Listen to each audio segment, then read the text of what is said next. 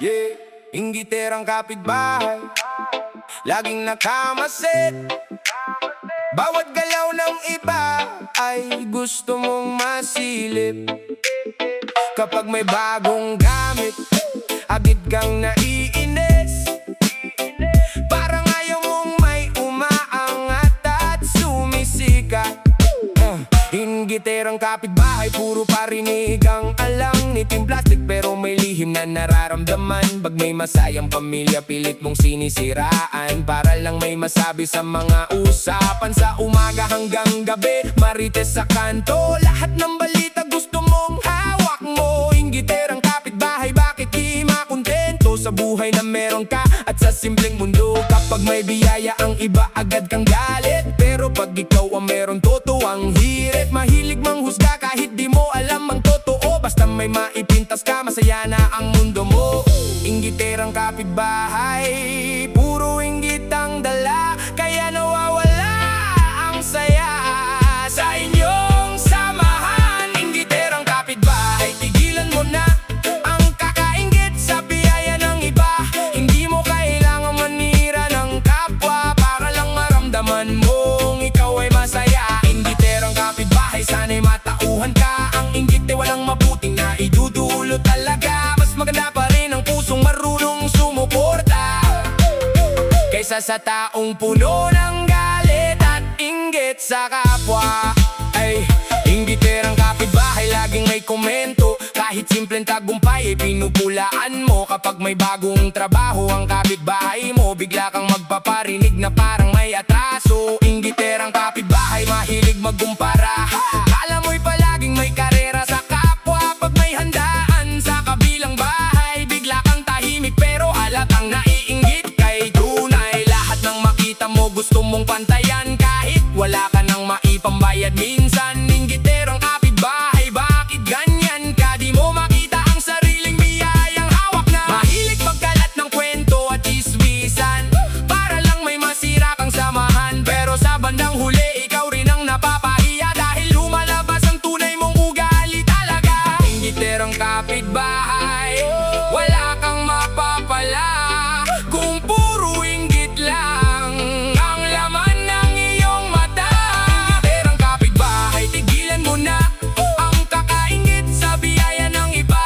Hindi mo kailangan manira ng kapwa para lang maramdaman mong ikaw ay masaya. Inggiterang kapitbahay, sana'y matauhan ka. Ang inggit ay walang mabuting na idudulot talaga. Mas maganda pa rin ang pusong marunong sumuporta kaysa sa taong puno ng galit at inggit sa kapwa. Ay, ay, ay, inggiterang kapitbahay, makinig ka sana. Hindi masamang mangarap at magsikap pa, pero wag mong gawing dahilan ng inggit para lang manira at magdulot ng sakit. Ang bawat tao ay may kanya-kanyang biyaya, may tamang oras para sa bawat saya.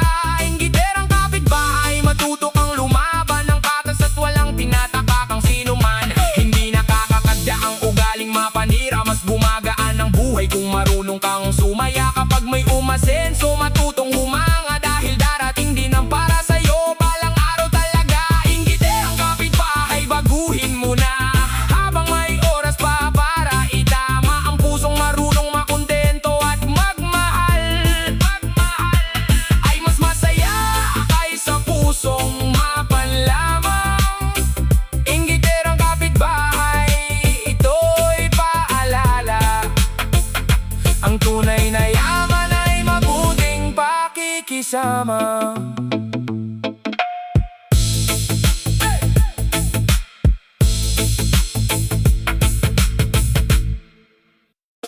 Yeah. Kapitbahay na makasarili. Yeah, yeah, yeah.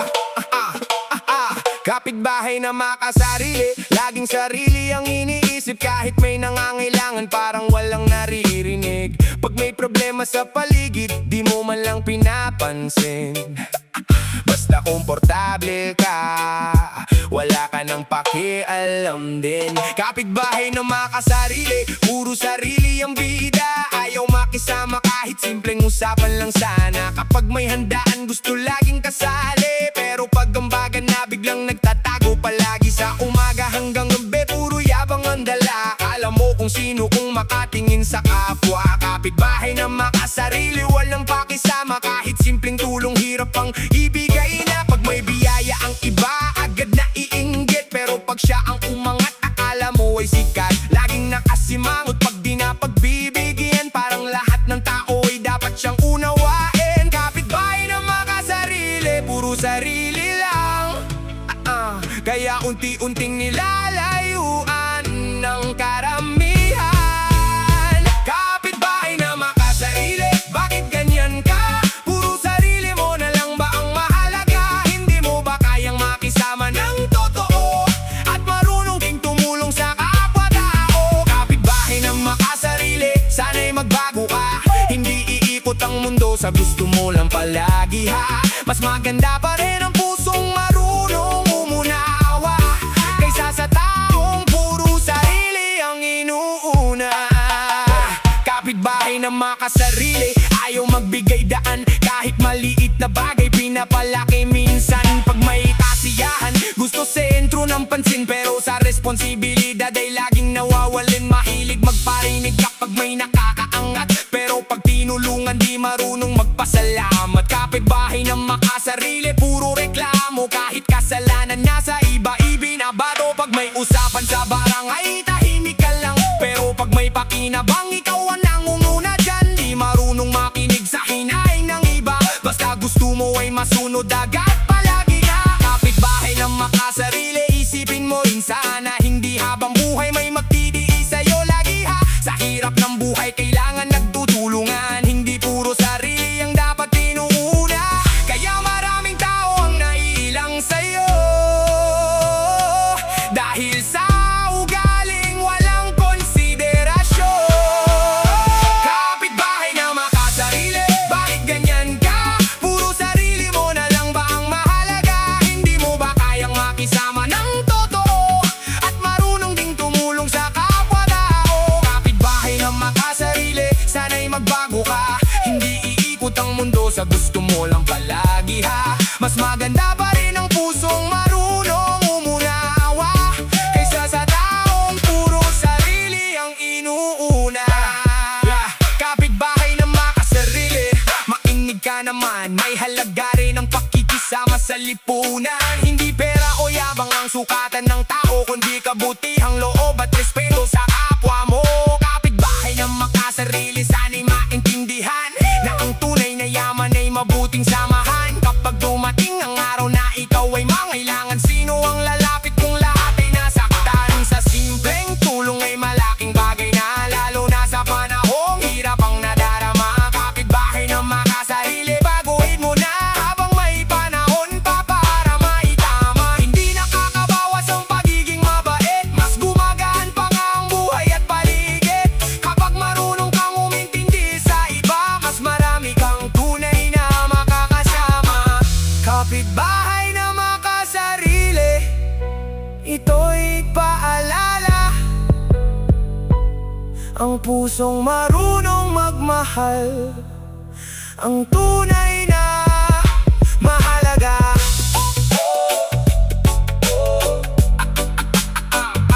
Mahalaga.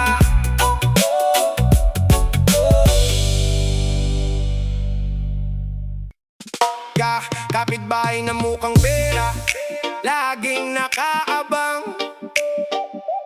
Kahit simpleng bagay, gusto may kapalit ka agad.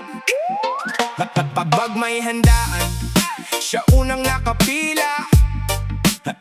Pero pag hihingi ka ng tulong, biglang nawawala. Kapitbahay na mukhang pera, puro lang pakinabang. Ngiting plastic pero may lihim na dahilan. Konting usapan na uuwi agad sa utangan. Parang bawat kilos may presyo at bayaran. Mahilig pakialam basta may makukuha. Kahit di kailangan gustong may porsyento siya. Kapitbahay na mukhang pera, walang kasiyahan. Kahit marami na, kulang pa rin sa kanya. Pag may bagong gamit ang iba naiinggit agad, tapos magpaparinig na parang happy siya lahat.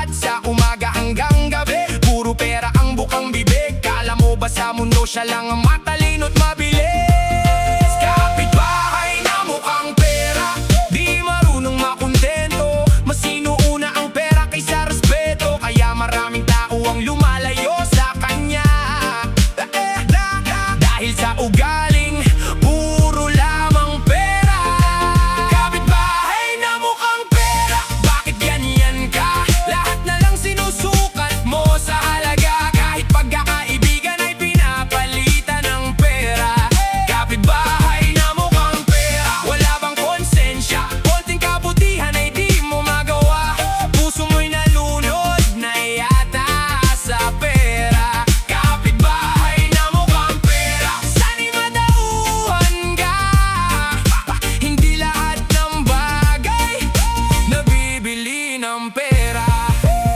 Kapitbahay na mukhang pera, laging may reklamo kapag walang pakinabang, ayaw mong tumayo pag may ayuda, ikaw agad ang nauuna, kahit di kwalipikado pilit na sumasama. Kapitbahay na mukhang pera, puro yabang lang, gala mo kung sino dahil may konting kayamanan. Pag may nangangailangan, todo ang pagdadamot, pero sa ibang tao alam mo na papapait at lubos. Mahilig manghiram pero hirap magbalik, pag siningil mo naman ikaw pa ang masungit. Kapitbahay na mukhang pera, puro sarili lang iniisip, kung may nasasaktan kahit pamilya minsan nagdadamay na rin dahil sa kasaiman at maling gawain. Sa kanto lagi kang tampulan ng usapan dahil sa ugaling di magandang tularan. Kapitbahay na mukhang pera, tandaan mo sana, ang respeto ng tao di nabibili ng pera. Kapitbahay na mukhang pera, bakit ganyan ka? Lahat na lang sinusukat mo sa halaga, kahit pagkakaibigan ay pinapalitan ng pera. Kapitbahay na mukhang pera, wala bang konsensya? Konting kabutihan ay di mo magawa, puso mo'y nalunod na yata sa pera. Kapitbahay na mukhang pera, sana'y matauhan ka. Hindi lahat ng bagay nabibili ng pera. Kapitbahay na mukhang pera, makinig ka sana, may hangganan din ang yabang at gana. Hindi habang buhay pera ang sandalan, kapag nawala lahat, sino ang matatakbuhan? Mga tunay na tao ay marunong magmahal, hindi puro pera ang iniaalay. Kapitbahay na mukhang pera, baguhin mo na, baka sa huli wala nang magtiwala. Mas mahalaga pa rin ang pusong marunong tumulong kaysa bulsang puno pero ugaling kulang. Sa hirap ng buhay dapat nagtutulungan, hindi naghihilahan pababa ang karamihan. Kapitbahay na mukhang pera, sana'y maintindihan, bait at respeto ang tunay na yaman. Kapag dumating ang araw na ikaw ay mga ilangan, hindi pera ang unang lalapit sa'yo, kundi kaibigan. Kaya habang may oras pa'y magbago ka, para di ka mapag-isa sa bandang huli talaga. Kapitbahay na mukhang pera, ito'y paalala, mas mabuti pa rin ang pusong may awa.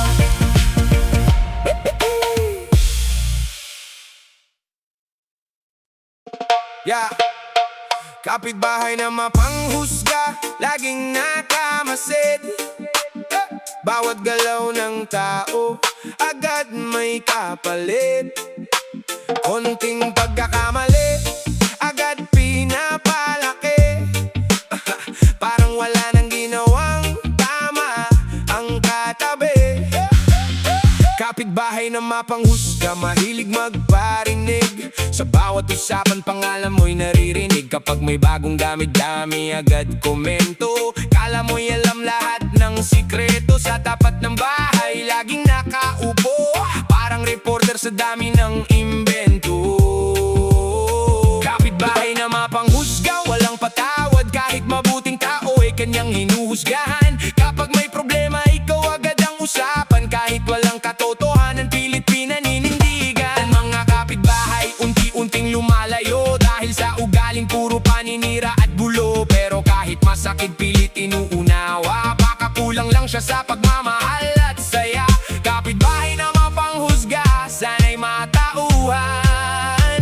na hindi tamang manghusga ng kapwa-tao. Kapitbahay na mapanghusga, tigilan ang salita. Hindi mo alam ang tunay na nadarama. Bawat tao'y may kanyang laban, kaya sana'y respeto ang pairaling kailanman. Kapitbahay na mapanghusga, sana'y magbago para mawala ang gulo sa aming baryo. Kapag kabutihan ang siyang pinairal, mas gaganda ang samahan ng bawat tahanan. Yeah, tuwing may nag-aaway, siya'y nakikisawsaw, parang tuwang-tuwa kapag may sigawan. Kapitbahay na mapanghusga, mahilig magkwento, kahit di sigurado pilit ginagawang totoo. Kapag may bagong kapitbahay, agad pinag-uusapan mula ulo hanggang paa kanyang pinupunahan. Laging may puna sa pananamit ng iba, akala mo'y perpekto ang kanyang pagkatao. Kapitbahay na mapanghusga, walang sawang mangialam, kahit buhay ng iba'y gusto niyang hawakan. Sa simpleng pagkadapa, ikaw ay tatawanan, imbes na tulungan ay lalo pang huhusgahan. Ngunit darating din ang araw ng pagbabago, kapag siya naman ang nakaranas ng pagsubok. Maiintindihan din niya ang sakit ng salita na kayang makabasag ng puso at tiwala. Kapitbahay na mapanghusga, sana'y matauhan ng kabaitan ay mas mahalaga kailanman. Kapitbahay na mapanghusga, tigilan ang salita. Hindi mo alam ang tunay na nadarama. Bawat tao'y may kanyang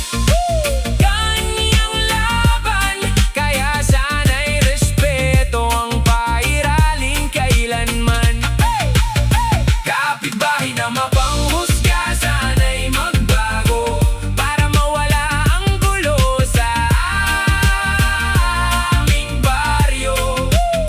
Kapag kabutihan ang siyang pinairal, mas gaganda ang samahan ng bawat tahanan. Yeah, isang araw siya na may pinagtawanan, doon niya nakita ang sakit ng husgahan. Kapitbahay na mapanghusga, na tahimik bigla, unti-unting nagbago ang kanyang pag-uugali. Natutong makinig at umunawa, hindi na puro puna ang kanyang dala. Kapag may problema, siya'y handang tumulong, hindi na naninira sa bawat pagtitipon. Kapitbahay na mapanghusga, ngayon mabait na, marunong ng rumaspeto sa kapwa-tao. Ang dating puro galit, ngayon napalitan ng tunay na malasakit at pakikisamahan. Mas gumaan ang buong kapaligiran, nawala ang chismis at mga parinigan. Kapitbahay na mapanghusga, salamat sa pagbabago, ngayon ay payapa na ang buong baryo. Kapag pagmamahal ang laging pinapairal, lahat ng sugat sa puso ay naghihilang. Kapitbahay na mapanghusga, ngayon nakangiti, dating mapanakit na salita'y nawala na rin. Sa simpleng pag-unawa, nagsimula ang lahat, hanggang ang buong baryo'y naging masaya. Kapitbahay na mapanghusga, salamat sa pagbabago, pagkakaisa ngayon ang yaman ng baryo. Kapag respeto't pagmamahal ang nanaig, buhay ng bawat tao'y mas gagaan at liliwanag. Yeah. Yeah, na na na na na na na na. Yeah, yeah, yeah. Oh. Tara, Gira, gira. Kapitbahay na masungit, laging nakasimamot, kahit simpleng bati mo parang laging galit. Umagang kay ganda pero siya'y mainit, lahat ng makita niya agad pinupuna. Kapitbahay na masungit, walang sawang magreklamo, konting ingay lang akala mo'y gera na. Sa harap ng bahay laging nakaabang, para parang bantay na mahilig manghusga. Kapitbahay na masungit, mahirap pakisamahan. Kahit mabait kay sinusungitan ka pa rin. Laging may parinig kapag may nagkukwentuhan. Nakala mo'y siya lang ang tama sa lugar. Mga batay takot kapag siya'y dumarating. Tahimik ang paligid kapag siya'y nakatingin. Pero kahit ganyan pilit inuunawa. Baka may problema lang na dinadala. Kapitbahay na masungit, sana'y magbago para maging masaya ang buong kanto. Kapitbahay na masungit, bakit laging galit? Konting kibot lang parang gustong manakit. Ngiti lang sana para gumaan ang paligid. Para sa barangay na puno ng awit. Kapitbahay na masungit, sana'y makisama. Konting kabaitan ay malaking saya. Kapag may respeto at may unawaan, magiging payapa ang ating tahanan. Tuwing may handaan siya'y nakasimangot. Kahit may kantahan, ayaw niyang umiti. Kapitbahay na masungit, laging nakabantay. Parang bawat kilos ay may mali lagi. Kapag may bisita, dami niyang sinasabi. Parang siya ang hari nitong eskinita. Laging may reklamo tungkol sa video, okay? Kahit maaga pa'y galit na kapitbahay na masungit, di marunong makitawa. Laging seryoso, parang pasan ng mundo. Kahit simpleng usapan ay ginagawang gulo. Kaya minsan ay iwas na ang mga tao. Pero kahit ganyan di namin sinusukuan. Baka sakaling balang araw ay magbago. Kapag siya'y natutong makisama, siguradong sasaya ang buong barangay. Kapitbahay na masungit, sana'y pakinggan. Pagmamahalan sana ang manay kailanman. Kapitbahay na masungit, bakit laging galit? Konting kibot lang parang gustong manakit. Ngiti lang sana para gumaan ang paligid. Para sa barangay na puno ng awit. Kapitbahay na masungit, sana'y makisama. Konting kabaitan ay malaking saya. Kapag may respeto at may unawaan, magiging payapa ang ating tahanan.